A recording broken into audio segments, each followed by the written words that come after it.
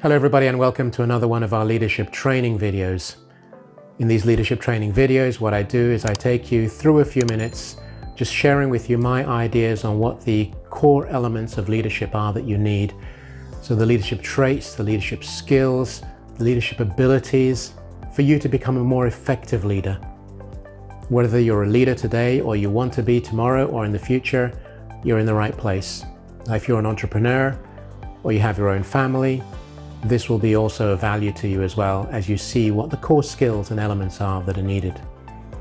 So my name is Chris Igwe. I have over 35 years experience leading, training and developing teams across Europe, Middle East and Africa, but primarily 5 major European markets in which I've lived and worked. So what I'm going to do is I'm going to start off with a subject which probably comes as no surprise to you, but I feel it's important to mention it in the world that we live in today.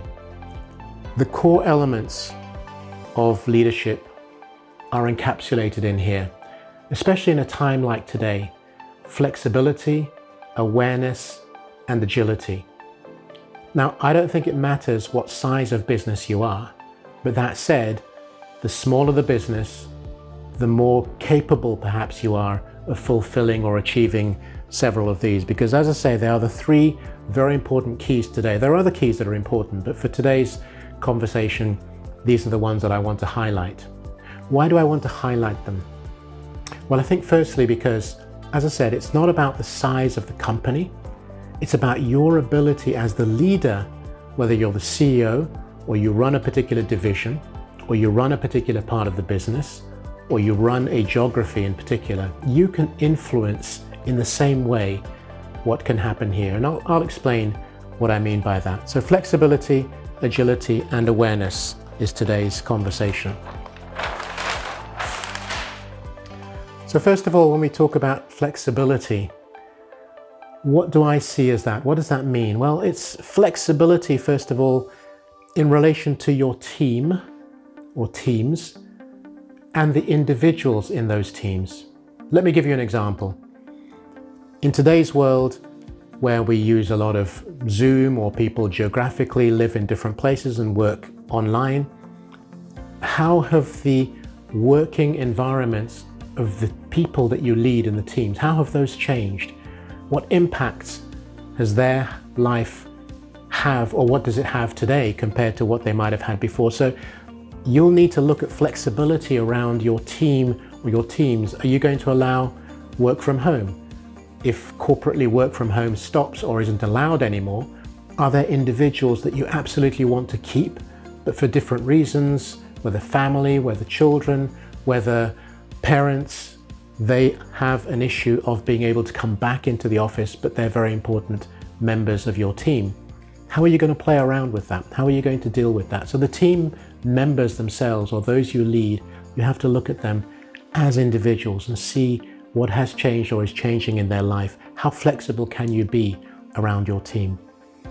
The other important one, which is why I talk about corporate, even though you're a big organization, perhaps, what are the systems and processes, whether it's from HR to finance to logistics, whatever it happens to be, how can your systems be improved, modified, or changed in a particular way? So what is it? You can't just say we've done it this way all the time. What is it that needs to change because the environment has changed? Look at the contracts that you have, the contracts with other parties, third parties. It could be contracts internally as well. It could be your employment contracts with members of your team or department or company. How might you need to adjust those? And then, of course, there's a process to go through for that to happen. Maybe you're used to, for example, as a company, you would have long-term contracts, 5 years, 3 years, whatever. Maybe you should look at making these 12-month contracts renewable, obviously with certain conditions, etc. I'm just giving you ideas here. I'd like you to take this list and develop it for yourself in other areas.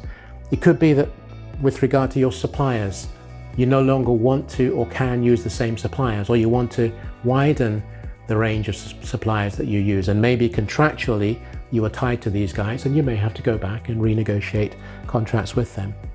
But beyond all this, although I've put it at the end, I could have put it up here, it's about being flexible with yourself as well. Because there's going to need to be a mind shift change mindset change even. You need to change your mindset about things that maybe you're incredibly rigid about, but you say to yourself, things have changed, things have evolved, things will evolve even more. What am I going to do and how am I going to adjust to that? So maybe your routine daily has to change in some way to allow you to engage in an element of flexibility. Now, if we talk about agility, agility, of course, is the ability to move fast in different directions. So it's your ability to change, and what I talked about earlier on, change direction, or maybe change systems and processes. So what is the change that is needed, and how quickly can you do that? You may need to restructure the business. Your business operates in a certain way. How can you operate in a different manner and not lose what you might have had fundamentally as your core structural piece within your leadership? So restructuring the business would be another one. And then you might need to introduce new ideas, new thoughts, new processes and systems. So what does that look like as well? But you have to have agility, so the ability to move pretty fast to make those changes, which is why I put in here speed. Because for me, speed and agility go together. I don't think you can be agile without having a speed that allows you to make some changes like that where necessary, because you're always going to be looking for improved efficiency. Because efficiency, as well as perhaps a more solid basis for your business or your team, is what you're looking for. So here are some of the elements that you need to consider. And then we come to the final one, which is awareness. And this is where I do start with you, because awareness, literally as it says, is being aware. And being aware means that you have got to be able to, what I call, have peripheral vision. You've got to be able to see all that's happening around you and around your business. So what's happening in your team, in your department, what's happening in the outer environment of your business, those you're relating to, and what about those who are behind you? So maybe implicitly your competitors, what are they doing? If you're leading the field and they're behind you, then what are you doing to make sure that you're staying ahead of the curve in relation to them? Awareness also means for me that you've got to be a quick thinker, not a rash thinker, not a thinker that takes unnecessary risks, although, as you know, leadership is about taking risks anyway. You have to take risks as a leader, otherwise you will not be successful. You've got to have your finger on the pulse, which clearly relates to peripheral vision. So what is going on and how quickly can you adapt and make changes? And then, of course, you have to have your own decisions, which you own.